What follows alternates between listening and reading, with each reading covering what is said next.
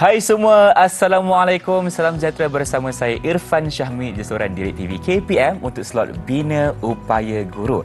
Hari ini kita akan bawakan satu topik yang cukup menarik di mana kita akan berikan ruang dan peluang kepada guru-guru untuk membina kerjaya mereka. Bukan sahaja untuk menjadi guru biasa, pensyarah maupun seorang dalam pentadbiran. Hari ini kita bawakan topik Kompas 2.0.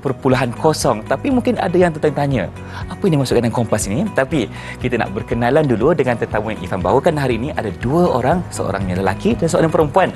Kita persilakan yang pertama, Dr. Rohana Abdul Rahim, Ketua Pusat Pentaksiran dan Pembangunan Bakat Institut Aminuddin Baki. Assalamualaikum Dr. Rohana, apa khabar? Waalaikumsalam, khabar baik Irfan. Sihat ya? Alhamdulillah. Alhamdulillah, terima kasih. Tersenyum manis orangnya.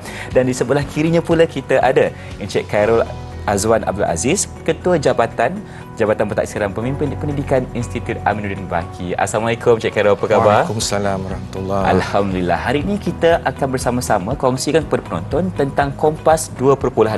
Ya, Tapi sebagai mukadimahnya, dalam sebuah organisasi, pemimpin merupakan orang yang berpengaruh dan ada kuasa untuk membawa pemimpin kemajuan kepada sebuah organisasi.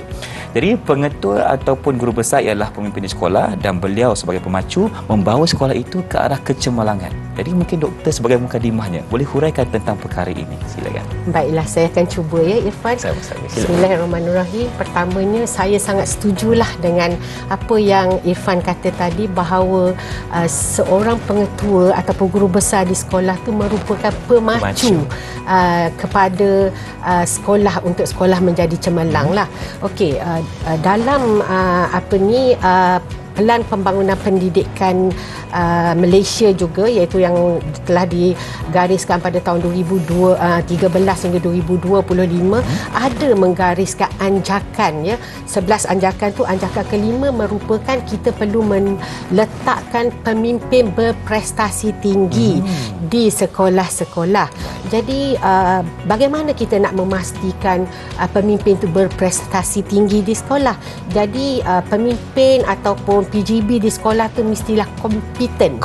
Ya, mesti kompeten. Jadi seterusnya, untuk menjadi kompeten perlulah mereka mempunyai kompetensi yang tertentu. Apa pula yang dimaksudkan dengan kompetensi?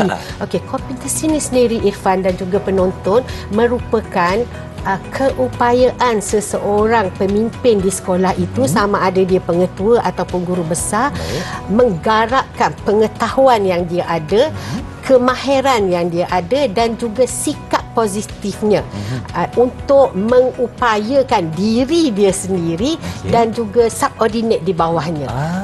Jadi bila dia ada kompetensi tersebut, jadi dia bolehlah menjadi pemacu kepada sekolahnya. Namun ada banyak kompetensi sebenarnya yang perlu mereka ada. Namun dia perlulah mengetahui apakah kompetensi-kompetensi tersebut. IAB telah membuat kajian sebenarnya. Jadi kajian-kajian ini telah dapat melahirkan ataupun menghasilkan kita panggil satu set standard kompetensi untuk pengetua dan juga guru besar yang kita namakan Kompas tadi. Lagi sekali Kompas. Cik Khairul, apa yang dimaksudkan dengan Kompas 2.0 sebenarnya? Okey, bismillahirrahmanirrahim. Jadi bila kita berbicara tentang Kompas 2.0, dia merujuk kepada satu standard kompetensi pemimpin sekolah. Itu maksud dia Kompas 2.0. Jadi dalam standard kompetensi pemimpin sekolah ni terdiri daripada 5 domain yang mengandungi 18 kompetensi. 18 kompetensi. Jadi kompetensi-kompetensi inilah yang kita mengambil kira bagaimana pengetua atau guru besar perlu kuasai dan boleh mampu untuk mereka menjalankan tugasan mereka di sekolah. Baik, saya sebutkan butiran tentang kompetensi tersebut. 5 domain tadi 5 domain. Baik, silakan. Jadi 5 domain tersebut adalah, pertamanya berwawasan. Wawasan ni ia terdiri daripada pematuhan akta dan peraturan serta dasar pendidikan lah. Yang keduanya menterjemah visi dan misi. Ketiganya penetapan strategik. Itu berwawasan. Ada 3 kompetensi. Ada 3 saja. Okey. Seterusnya domain instructional yang terdiri daripada instructional berfokus kurikulum. Yang keduanya pembudayaan penyelidikan. Yang ketiga pembudayaan ekosistem digital. Dan yang keempatnya adalah pemantauan menyeluruh. Ya, ada 4. Seterusnya domain sumber operasi. Jadi kompetensi yang berada dalam domain tersebut adalah mengurus pelbagai data, seterusnya mengurus sumber fizikal, mengurus sumber pendidikan, membangunkan sumber manusia dan akhir sekali mengurus kewangan dan mengurus risiko. Ya. Seterusnya domain kualiti peribadi kepimpinan terdiri pada integriti, orientasi kecemerlangan, orientasi keusahawanan dan kemahiran mengurus kediri dan sosial. Okey, dan itu yang keempat ya. Yang keempat. Domain yang keempat. Yang kelima silakan. Dan yang akhir sekali domain hubungan yang terdiri hanya satu je, membina jaringan dan jalinan. Okey. Ya, bina jaringan. Mungkin sedikit perkongsian apakah kepentingan domain-domain ini sebenarnya? Okey, baik penonton sekalian, Saudara Irfan. Jadi kepentingan domain ni sebenarnya kita boleh lihat bahawa tahap kompetensi ni bila kami ukur dia terdiri pada 5 tahap sebenarnya. 5 tahap. Dari bagaimana PGB itu menguasai kompetensi tersebut. Jadi bila ada tahap 1 tu paling rendah, tahap 2, tahap 3, tahap 4 dan tahap 5. Tahap 5 tu paling tinggi. Paling tinggi. Jadi kat situlah kepentingannya, kita boleh nampak kat mana tahap-tahap PGB itu berada. Faham. Baik, terima kasih Cik Khairul juga Dr. Rohana atas perkongsian permulaan kepada topik kita iaitu Kompas 2.0. Jadi kita akan berhenti berehat seketika, teruskan bersama kami dalam Bina Upaya Guru Didik TV KPM.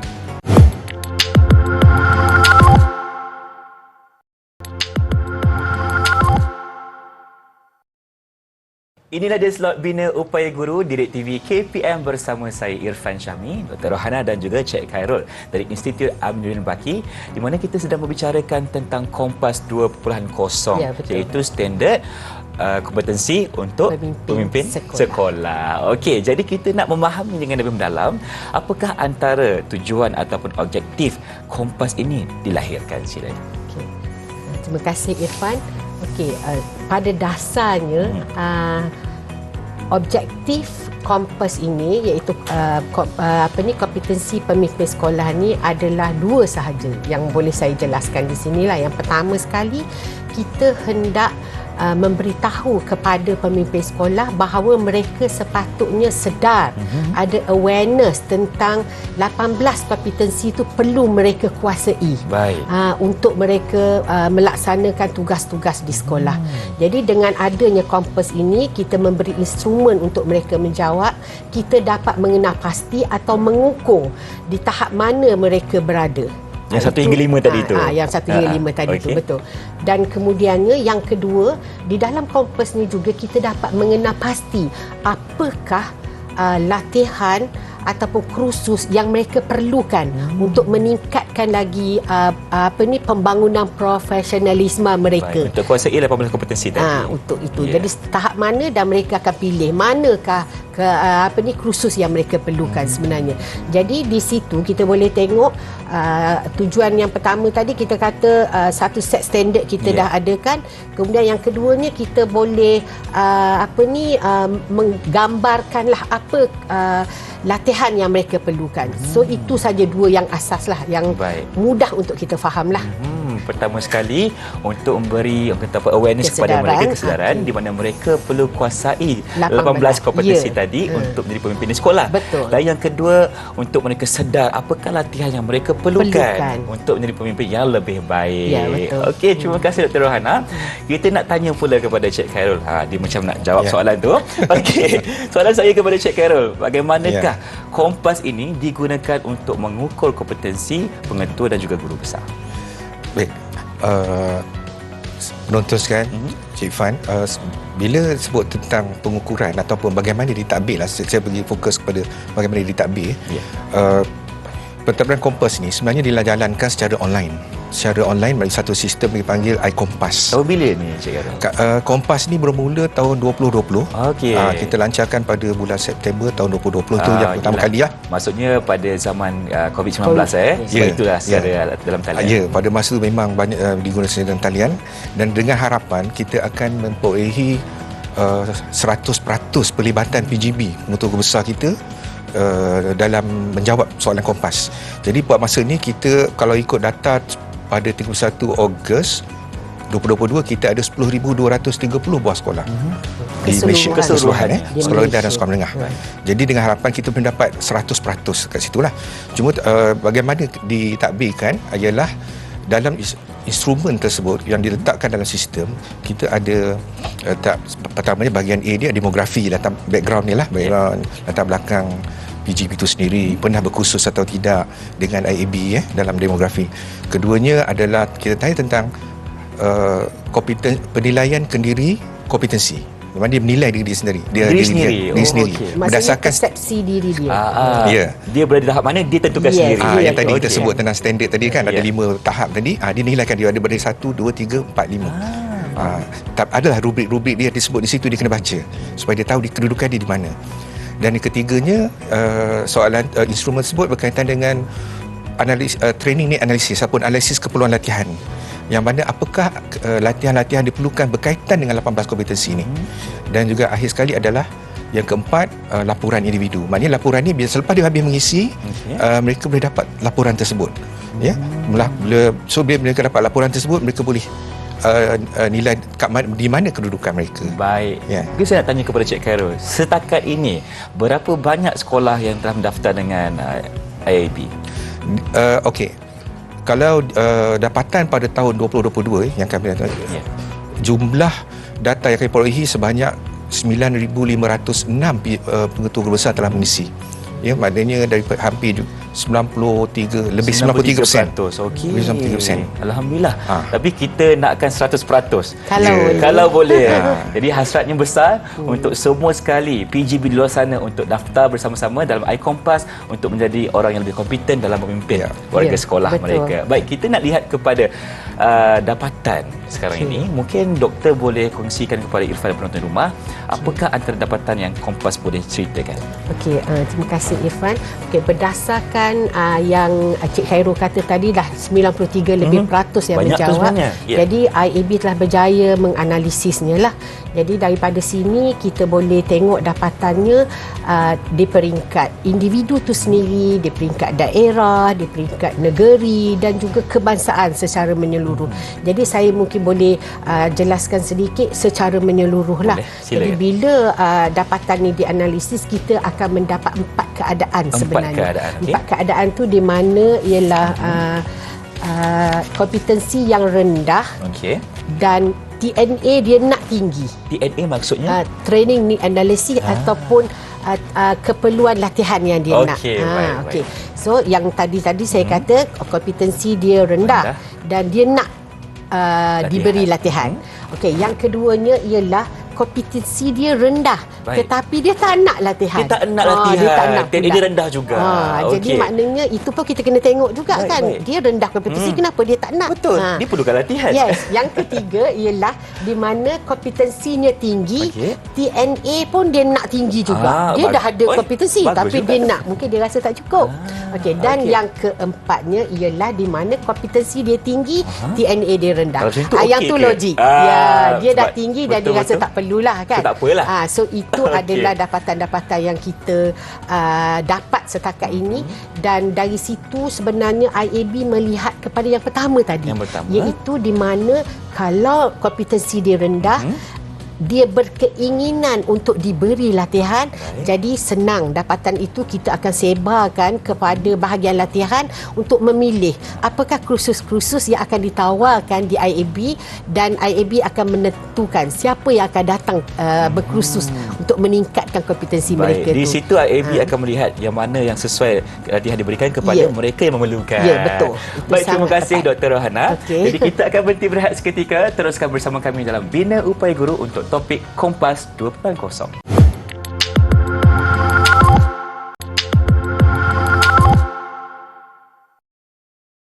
Kembali menyaksikan Bina Upaya Guru di TV KPM bersama saya Irfan Syahmi. Baik, kita sedang membicarakan tentang topik Kompas 2.0 bersama dengan Dr. Rahana dan juga Cik Khairul dari IAB Institute Aminuddin Baki. Kita nak lihat pula, tadi doktor dah jelaskan tentang 4 jenis dapatan dan kita nak tahu juga antara contoh dapatan yang paling ketara sekali antara 18 kompetensi tadi. Silakan doktor. Terima kasih Irfan.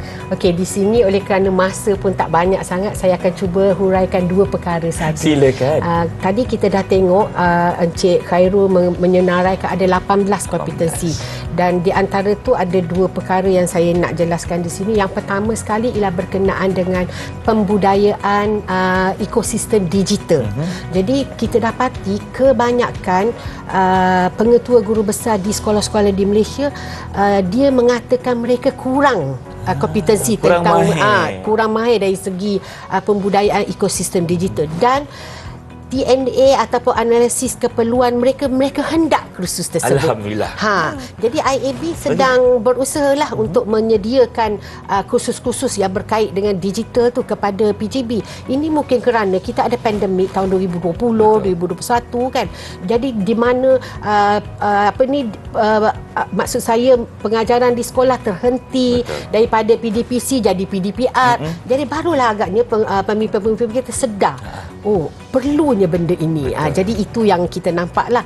Namun walaupun sekarang kita dah endemik, tidak ada lagi pandemik, tapi usaha murni ini harus diteruskan. Kerana kita boleh memperbagaikan kaedah pengajaran kita di sekolah. Kita boleh berkolaborasi dengan negara luar contohnya. Jadi tak perlu datang dan kos pun jimat dan sebagainya kan. So yang kedua yang saya nak beri contoh ialah dari segi pembudayaan penyelidikan, Irfan. Pun PGB kita mengatakan bahawa mereka kurang kompetensi tentang penyelidikan ni. Tetapi di sekolah saban hari kita akan jumpa isu, minggu kita jumpa masalah, bulan macam-macam yang kita perlu selesaikan. Sekiranya penyelidikan tidak dijalankan, bagaimana mungkin untuk kita menyelesaikannya? Jadi sebagai pemimpin pendidikan mereka dah sedar mereka perlu kompetensi untuk bagaimana nak mencari isu, mencari masalah, menyediakan intervensi untuk menyelesaikan masalah-masalah dan isu mereka. Jadi memang mereka perlukan kursus ini dan IAB juga terpaksa menangani perkara ini dengan akan memberi kursus-kursus ini kepada mereka nanti. InsyaAllah. Jadi ada dua yang kita nampak sangat ketara, sangat signifikan dengan dapatan Kompas yang ini. Yang pertama kurang mahir dalam era digital. Yang kedua kurang mahir dalam pendidikan. Itu paling ketara. Baik, terima kasih Dr. Hana. Kita nak tahu juga, kita pun dah dapat dapatan, data semua dah ada ni. Tapi bagaimana data ini akan digunakan untuk dari IAB untuk menyelesaikan masalah ini? Silakan Cik Khairul. Okey, Saudara Irfan. Jadi data kita ni memang kaya lah, memang banyak data. Memang banyak lah. Banyak. Jadi maknanya bila kami menjalankan operasi Kompas ni melibatkan pelbagai pihak, pelbagai peringkat. Kita daripada peringkat PPD, peringkat daerah, peringkat negeri dan juga peringkat bahagian. Dan kami sebagai IAB mengorganislah perkara ni. Jadi setiap bahagian ni masing-masing ada peranan dia. Ada peranan. Dan kami akan bekalkan balik, kami analisis data ni, kami akan bekalkan semula kepada JPN, kepada PPD supaya masing-masing boleh membantu membangunkan PGB masing-masing. Sebagai contohlah di IAB sendiri kami adalah organisasi menyediakan latihan untuk PGB. Jadi kami kena bangunkan latihan ataupun kami kena sediakan latihan kepada PGB yang memerlukan peningkatan kompetensi mereka tadi yang disebut tadi, macam pembudayaan ekosistem digital dan juga penyelidikan. Jadi IAB kena ambil tindakan supaya kita boleh bangunkan PGB tersebut. Dalam masa yang sama, jika ada kompetensi-kompetensi yang disebutkan tadi tu, modul dia tidak ada di IAB, maka kita kena bangunkan pula modul khusus untuk perkara ni. Jadi begitu. Itu di IAB. Dan juga bila kami bekalkan data ni kepada peringkat JPN ataupun bahagian dan juga PPD, so di peringkat mereka perlu mengelar pasti juga. Sebab kita tahu kita ada 10,200 bos sekolah, 10,200 PGB dan IAB tak mampu untuk bagi latihan pada semua. Jadi peranan-peranan di PGB di peringkat JPN dan juga PPD itu sendiri banyak bantu. Maksudnya di sini setiap pihak ni, PPD, JPN, IAB ni ada tangga peranan masing-masing dalam membangunkan lagi PGB di negara Malaysia. Dan kita nak lihat juga apakah way forward ataupun hasrat untuk kita ketengahkan lagi Kompas 2.0 ini. Tapi saya yang kena jawab. Boleh. Kalau doktor nak jawab silakan. Okey, dari segi way forward ni peranan IAB lah tentang Kompas ni kan. Jadi kita melihat bahawa keadaan situasi di negara kita ni sentiasa berubah. Sudah tentu sekolah pun terpaksa menghadapinya dari segi VUCA-nya, IR 4.0-nya, endemiknya dan sebagainya kan. Jadi adalah menjadi tanggungjawab IAB untuk mengenal pasti mungkin ada kompetensi-kompetensi baru yang diperlukan. Jadi kita sentiasa mengadakan kajian-kajian berkenaan perkara ini, sama ada kita nak teruskan kompetensi Y2 ini ataupun kita nak tambah lagi kompetensi yang diperlukan. So itu adalah way forward kita lah. Itu yang pertama. Yang keduanya, kita juga kata Cik Khairul tadi mengurus ataupun takbir urusnya adalah dalam sistem ISIS di IAB. Jadi itu adalah dalam portal IAB. Seharusnya kita sentiasa memantau, menyemak, menambah baik sistem tersebut supaya PGB kita senang untuk mengakseskannya dan juga senang untuk mereka mengetahui profil yang mereka sepatut tahulah. Yang sesuai untuk mereka. Ya, dan yang ketiga, sekarang Kompas ini hanya diguna oleh pemimpin di sekolah. Betul. Iaitu pengetua dan guru besar. IAB melihat way forward ialah kenapa tidak kita menggunakan Kompas ini kepada pemimpin sistem. Pemimpin sistem ini adalah pegawai-pegawai yang bekerja ataupun bertugas di PPD, di bahagian, di JPN contohnya. So kita juga boleh mengenal pasti kompetensi yang mereka tinggi atau rendah dan apakah latihan yang mereka perlukan untuk membangunkan juga pembangunan profesionalisme diri pegawai-pegawai tersebut. Itu dia. Jadi kalau kita tengok di IAB berkenaan dengan Kompas ni memang sangat dinamik. Kita tak berhenti bekerja lah dalam setahun demi tahun. Sentiasa ada kajian selepas itu untuk Hmm. memperluaskan lagi perjuangan Kompas Kumpulan Kosong. Baik. Mungkin kita nak dapatkan secara ringkas daripada Cik Khairul sendiri bagaimana harapan untuk melihat kemajuan dan kejayaan Kompas 2.0. Okey, kita lihat harapan saya tinggi sebenarnya kat tinggi, Kompas. Baik. Jadi sebelum tu saya nak ucapkan terima kasihlah kepada pengetua dan guru besar yang telah mengisi, yang bersama-sama memberi komitmen untuk mengisi instrumen Kompas. Begitu juga Jabatan Pendidikan Negeri, pejabat pendidikan daerah dan juga individu-individu yang lain yang terlibatlah secara langsung atau secara tidak langsung dalam program dalam Kompas 2.0. So pada saya tahun 2023 apabila kita melaksanakan sekali lagi, mentadbir sekali lagi instrumen ni, harapan saya adalah supaya pengisian tu meningkat ke 100%. 100%. Daripada sekarang ini 93%. Kita harapkan semua PGB di Malaysia ni sama-sama daftar di iKompas. Betul ya? Betul. Baik, terima kasih banyak-banyak kepada Dr. Rohana dan juga Cik Khairul datang dari IAB Institut Abdul Baki berkongsi kepada kita tentang Kompas 2.0 di mana ini merupakan satu usaha yang murni untuk melahirkan lebih banyak pemimpin iaitu PGB di sekolah, bukan sahaja cemerlang tetapi lebih menyeluruh dari segi segala aspek. Maksudnya ada 18 kompetensi, ada 5 domain yang perlu mereka kuasai. Betul. Baik, terima kasih. Dan kita mengharapkan ada jumpa lagi dengan itu. Assalamualaikum dan salam sejahtera.